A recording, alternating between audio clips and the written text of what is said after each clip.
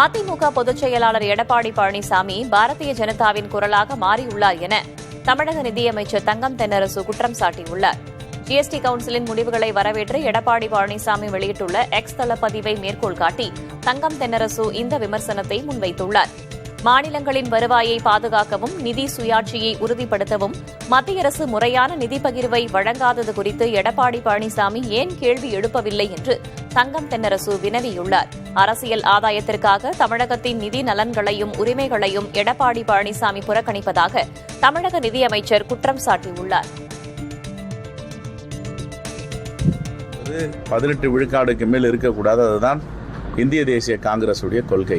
ஏன்னா இது மேலை நாடு கிடையாது, யூரோப் கிடையாது, அமெரிக்கா கிடையாது, சைனா கிடையாது, ஜப்பான் கிடையாது, ரஷ்யா கிடையாது. நம்முடைய மக்களுடைய நலன் கருதி 18 விழுக்காடுக்கு மேலே இருக்கக்கூடாது. நாங்கள் தொடர்ந்து 10 ஆண்டுகளுக்கு மேலே சொல்லிட்டு வரோம். ஆனால் மோடி என்ன சொன்னார்? இல்லை, மேலை நாடுகள் மாதிரி செய்ய வேண்டும், 40 விழுக்காடு போட்டார். இப்போது மக்களுடைய சேமிப்பு குறைஞ்சி போச்சு, கடன் ஏறி போச்சு, பொருளாதாரம் மங்கி போச்சு.